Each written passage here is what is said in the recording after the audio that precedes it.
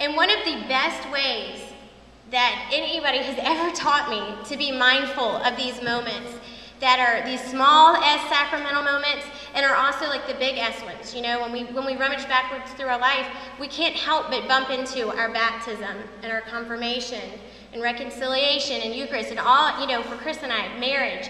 Those huge sacraments help us understand this sacramental living that I think we're invited to.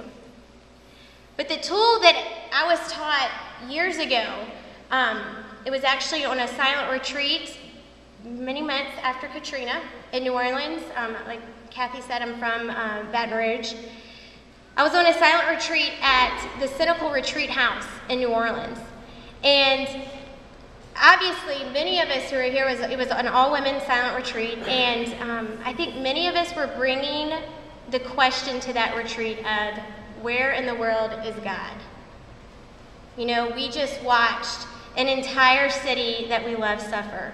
We watched, you know, our own family members. I mean, Chris and I had own family members that were impacted pretty significantly and still are impacted because of the storm. But on that retreat, I was taught a prayer called the Examen. And it's on, I put it on the yellow sheet, and if y'all take a second, I want us to look at it. And the Examen, St. Ignatius, who, if you know me too, you'll probably learn quickly that he's one of my favorite saints.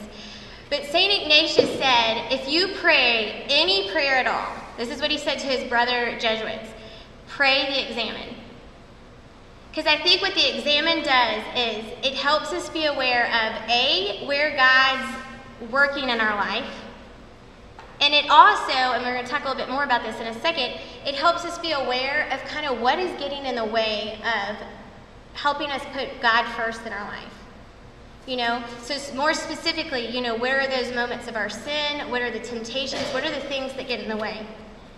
And as you'll see, the Examen's just a 5-step simple prayer that, you know, some people do it at the end of the day. That tends to never work for me because I'm asleep typically after having 2 kids. It makes me tired. But so I normally do my Examen in the morning.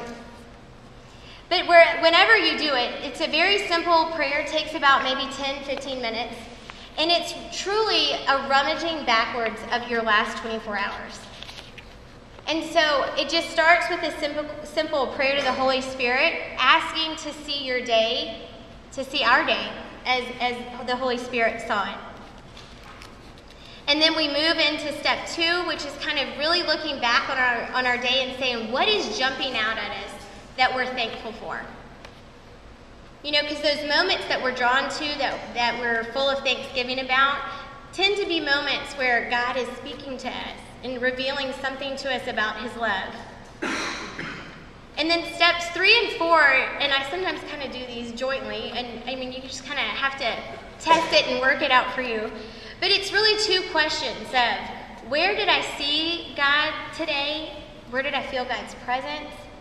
And then also the opposite of that. You know, where was God absent? Where did he feel absent, and why? You know, because the why gets into our own sins and our own temptations and things that block us from a relationship with God. You know, and then there's an asking for forgiveness, and then just a simple looking ahead to tomorrow. You know, the next 24 hours. So, you know, the prayer simply is, you know, Christ, in light of all of this, what are you asking of me tomorrow? What are you asking of me in the next 24 hours? And then you close typically with an Our Father.